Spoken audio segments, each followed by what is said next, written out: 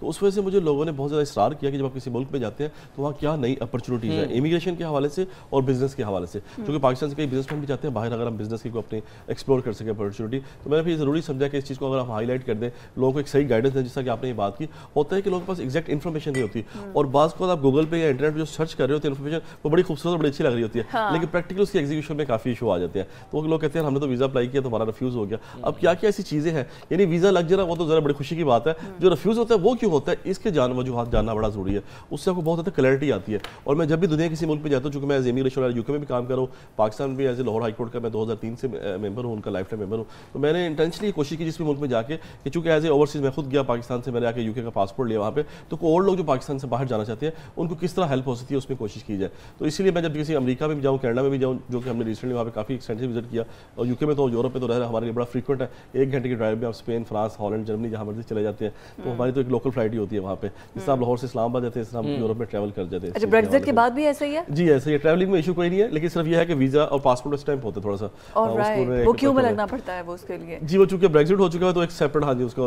اچھا, تو مجھے یہ بتائیے کہ ویسٹ کو ہی اگر ہم فوکسڈ کریں, یو کے, یو ایس اے اور کینیڈا, آسٹریلیا, ایسے کنٹریز جہاں پر بہت بڑی تعداد میں لوگ اپلائی کرتے ہیں, بٹ ایک تو ریفیل ریٹ کس کنٹری کا زیادہ ہے, کون پاکستانیوں کو زیادہ منہ لگانا پسند نہیں کرتا ہے, اور دوسرا یہ کہ ریزنز کیا دیتے ہیں وہ. جی آپ نے بالکل صحیح کہا. دیکھیے پاکستان انفارچونیٹلی ہے کہ ہماری کوئی اتنی اچھی جو ہے نا, آپ نے جو بات کی نا ریپوٹیشن وائز, مجھے خاص طور پہ کہتے ہیں جب میں کہیں جاتا ہوں لوگوں سے بات کروں, اسپیشلی وہاں کے لوکل لوگوں سے نا, جو گورے لوگ ہیں, میں نے ورک پرمٹ کے حوالے سے میں نے ان سے بات کی, اسٹوڈنٹس کے حوالے سے, اسٹڈی ویزا کے حوالے سے ہی بات کی, اور plus real estate investor, business investor کے حوالے سے. تو انہوں نے کہا کہ آپ دوسری کنٹریز کو پریفر کریں, ہم پتہ نہیں کیوں پاکستان کو پریفرنس نہیں دیتے. اب اس کی بڑی لمبی لسٹ ہے, وجوہات ہے, آپ کو بھی پتہ اس چیز کے حوالے سے, لیکن یہ ہے کہ اس میں ایسی بھی بات ہے کہ کوئی جہاں پہ آپشن بہتر بھی ہیں, اور کچھ کنٹریز جو پاکستان کو پسند بھی کرتے ہیں بینگ اسلامک کنٹری, اور کچھ ایسے لوگ ہیں جنہوں نے بڑا ایکسٹراڈنری پرفارم بھی کیا پاکستان. مثلا امریکہ کی آپ مثال لیں, پاکستانی ڈاکٹر وہاں پہ بڑا ایکسٹراڈنری انہوں نے وہاں پہ پرفارم کیا. اس طرح یو کے اندر بھی ڈاکٹرز جو 13,000 کے قریب ڈاکٹرز ہیں وہ بڑا ایکسٹراڈنری جو ہے کنٹریبیوٹ کر رہے ہیں کمیونٹی کے اندر, اس لیے پاکستانی ڈاکٹرز کو بڑا پسند کرتے ہیں, ایون نرسز کو بڑا پسند کرتے ہیں. بس یہ کہ ہمارا انگلش کا ایک بڑا آتا ہے, میں نے کل بھی بات کی, بیریئر جو ہے کہ آئلٹس کا ایک خاص بینڈ آپ کو چاہیے ہوتا ہے تمام ویسٹرن کنٹریز میں, جن بھی کنٹریز کا بھی آپ نے نام لیا, تو وہاں پہ ہم آئلٹس اس طرح یعنی پرفارم نہیں کر پاتے. بس کینیڈا کس کے لیے امیگریشن کے لیے ڈاکٹر, انجینئر یہاں پہ آپ کو ہمارے ماشاء اللہ بے شمار پی ایچ ڈی لوگوں نے کی ہوئی ہے, لیکن جب آئلٹس کی بات آتی ہے تو آپ کو 877 یعنی چاروں ماڈیول کے اندر آپ کو ایک بینڈ چاہیے, اوور آل 7.5 بینڈ آپ کا ہو جائے, 8 بینڈ ہو جائے. اب that's a very difficult challenge for Pakistani people. ان کے لیے ہوتا ہے کہ وہ سائیکولوجیکل ایشو ہے, میں سمجھتا ہوں کہ اتنا مسئلہ نہیں ہے, اچھی والی انگریزی ہوتی ہے, انفیریورٹی کمپلیکس میں آ جاتے ہیں. ہاں جی, انگریزی بولتے نہیں ہے چونکہ نا گھر میں کانشیس ہوتے ہیں, جب ایک دم بولنا پڑتا ہے, اسپیکنگ کا ٹیسٹ دینا پڑتا ہے یا ریڈنگ رائٹنگ کا, تو بڑا بلا وجہ ایکسٹراڈنری کانشیس ہو جاتی ہے اس چیز کو. ورنہ انڈیا میں نے دیکھا بے شمار لوگ بڑی آسانی سے انگلش کا ٹیسٹ پاس کرتے ہیں, چونکہ ان کو بچپن سے یوز ٹو کیا جاتا ہے. میں اکثر لوگ کہتا ہوں انگلش ضرور بولے, غلط بولے, آج سے آپ کو گرامیٹیکل مسٹیک بھی ہو جائے گی, ووکیبلری بھی امپروو ہوتی جائے گی. آپ دیکھیں جتنے کرکٹر ہیں آج کل کمنٹری کر رہے ہوتے ہیں بیٹھ کے, انہوں نے میٹرک بھی نہیں کیا ہوا. پاکستان کے کرکٹر دیکھ لیں, باہر کے کرکٹرس کو بھی دیکھ لیں اس چیز کے حوالے سے, لیکن یہ کہ اب ان کی انگلش بڑی بہترین ہے. اصل میں بات یہ ہے کہ انگریز ان پڑھ بھی ہوگا, بولے گا تو انگلش نا. میں پاکستانی کرکٹر کی بات کر رہا ہوں کہ انگلش سیکھنے سے نہیں آتی, سب کمنٹری کر رہے ہیں. یہاں بھی یہ بھی ہے نا کہ انگلش سیکھنے سے نہیں آتی, انگلش تو بولنے سے آتی ہے. ایگزیکٹلی جو میں نے آپ سے بات کی, بالکل آپ کو کانفیڈنس ڈیولپ کرنا ہے اپنے اندر کہ میں بول سکتا ہوں, then you will start learning. Exactly. اچھا سر یہ بتائیں کہ اب ہمارے نوجوان ان کو اگر فرض کریں میں نے یو کے لیے جانا ہے یا یو کے لیے اپلائی کرنا ہے, تو کن کن چیزوں کا خیال رکھنا چاہیے باہر جانے کے لیے, تاکہ کیونکہ نہ تو میں 2 نمبر لوگوں کے ہتھے چڑھوں. جی یہ اچھا ایک یہ بھی چیز ہے کہ لوگ کہتے ہیں جی آپ اتنے پیسے لگیں گے, ویزا کنفرم ہے, یہ شورٹی کیسے دی جا سکتی ہے؟ پاکستان میں بڑا یونیک کنسیپٹ ہے, میرے باقی کام جو دیکھا مگر خیر کسی طرح ایشیا میں, لیکن پاکستان میں اسپیشلی ہے وہ کہتے ہیں ڈن پہ ہمارے بتائیں کہ ہم کیسے باہر پہنچ سکتے ہیں, لیکن پیسے پہ ایڈوانس نہ دینے پڑے. آپ یقین کریں زندگی میں کوئی بھی کام کرو نا آپ کو رسک لینا پڑتا ہے. ایک امبیسی فیس تو آپ نے دینی ہے نا, وہ تو آپ کے چارجز کوئی نہیں روک سکتا. ہمارے لوگوں کو پتہ نہیں ایک سائیکولوجیکل ایشو ہے, یہ میں نے بڑے سے لوگوں سے بات کی ہے کہ آپ اگر اس چیز سے اپنے مائنڈ سیٹ سے باہر نہیں نکلیں گے کہ میں نے باہر جانے کے لیے پیسے لگانے ہیں, یہ لگائے پر کام ہو جائے, تو پھر آپ کا کام نہیں ہونا. آپ دیکھیں باہر جانے کے 5 مختلف طریقے ہیں. میں آپ کو تھوڑا چاہوں گا, آپ کے ناظرین کے لیے بڑی ایک انٹرسٹنگ ہوگی. سب سے آسان وزٹ ویزا, کہ آپ کسی ملک میں وزٹ پہ جائیں اور وہاں آپ سیٹل ہو سکتے ہیں, اور اب کئی ملکوں نے باقاعدہ سی اپرچونٹی رکھی ہوئی ہے کہ آپ وزٹ پہ جا کے سیٹل ہو سکتے ہیں. جیسے کہ جس طرح امریکہ کینیڈا کے اندر آپ کا اگر B1 B2 امریکہ کا 5 سال کا ویزا لگا ہوا ہے تو آپ with in America switch over کر سکتے ہیں. Same in Canada.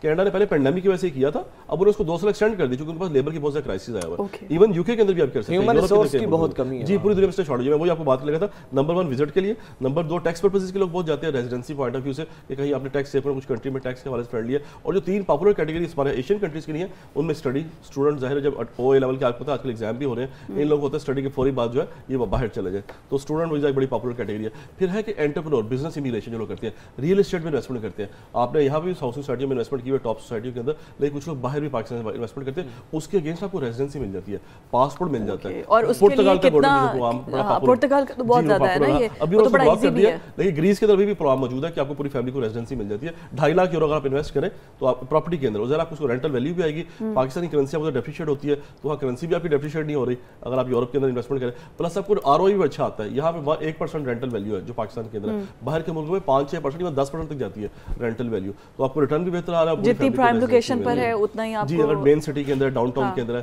City centre के अंदर, तो उसकी प्रेजेंस और इंपॉर्टेंस जो उसकी ज़्यादा बढ़ जाती है। और वहाँ पर आपको एयरबीएनबी मुख्तलिफ चीज़ें यूज़ होती है जिसको लोग बहुत ज़्यादा करते हैं, रेंटल वैल्यू आपको उसकी बहुत बेहतर आ जाती है। तो रियल एस्टेट में अगर आप इन्वेस्टमेंट के लिए बिजनेस इमिग्रेशन निकालें, कनाडा की आप $1.5 लाख की इन्वेस्टमेंट करें, कनाडा की बिजनेस इमिग्रेशन आपको मिल सकती है। इस तरह अमेरिका के अंदर भी $1 लाख भी अगर आपके पास है तो you can get American residency, और अगर $8 लाख है तो straight away it will convert into green card, और उस ग्रीन कार्ड के 3 साल बाद आपको पासपोर्ट मिल जाता है। अच्छा, इस वक्त जो हमारे इकोनॉमिकल सिचुएशन है आपके सामने है, बहुत से बिजनेसमैन जो हैं जो उनको तो शायद इन्वेस्ट करने की भी ज़रूरत ना पड़े, वैसे ही उन्होंने नेशनैलिटीज़ लेके रखी होती हैं। इस वक्त जो आम बंदा है, जो एक नौजवान है और वो बेरोज़गार है, उनकी बहुत बड़ी तादाद है जो अब्रॉड शिफ्ट होना चाहती है, जाना चाहती है। अगर हम उनको खाली फोकस करें और बाहर वो अर्निंग पॉइंट ऑफ व्यू से जाना चाहते हैं, उनके लिए क्या इक़दामात हैं, उनके लिए क्या ज़रूरी है? बड़ी अच्छी आपने बात की, मैं तीसरी कड़ी उसी तरफ ही आ रहा था। पहली स्टूडेंट वीज़ा, दूसरी बिजनेसमैन की, रियल एस्टेट पर, तीसरी है लेबर। इस टाइम लेबर की बहुत ज़्यादा क्राइसिस है यूरोप के अंदर। हमारे लोगों को जो मैंने बात की ना, आइल्स का इशू है। आप अमेरिका कनाडा तो नहीं जा सकते, जिस भी जगह पे आपने जाना है या यूके में जाना है आपको आइल्स चाहिए, लेकिन यूरोप में नहीं चाहिए। ग्रीस के अंदर, माल्टा, पोलैंड, रोमानिया के अंदर आपको कोई आइल्स नहीं चाहिए। जो बिल्कुल और जिसने मैट्रिक भी नहीं किया और जिसने ज़िंदगी में कभी स्कूल नहीं किया, वो भी जॉब करने के लिए वहाँ पे जा सकते हैं लेबर मार्केट के। और स्पेशली जो हमारे एक्सपर्ट्स दुबई, सऊदी अरब के अंदर मौजूद है, बहरीन, कतर के अंदर, ओमान के अंदर, इन लोगों के लिए बड़ी अच्छी अपॉर्चुनिटी है कि वहाँ भी वो मजदूरी करने गए हैं। यहाँ से आपको तो हमारे गाँव से माशाल्लाह आपकी पीएनएन की मुझे पता है पाकिस्तान में बड़ी व्यूअरशिप है, पंजाब, इंटीरियर पंजाब के अंदर तमाम जगह पर जो लोग देखते हैं, तो उन लोगों के लिए बड़ी अच्छी ऑप्शन है। मतलब गुजरात, खारिया, गुजरावाला डिवीजन के हमारे बहुत लोग बाहर जाते हैं, तो उन लोगों के लिए बेस्ट ऑप्शन है कि वो इन मुल्कों में अगर कोशिश करें। तो आजकल बहुत ज़्यादा वर्क परमिट आए हुए हैं, क्योंकि पेंडेमिक के बाद वहाँ पूरा क्राइसिस आ गया हुआ है और जॉब अपॉर्चुनिटी बहुत ज़्यादा अवेलेबल है।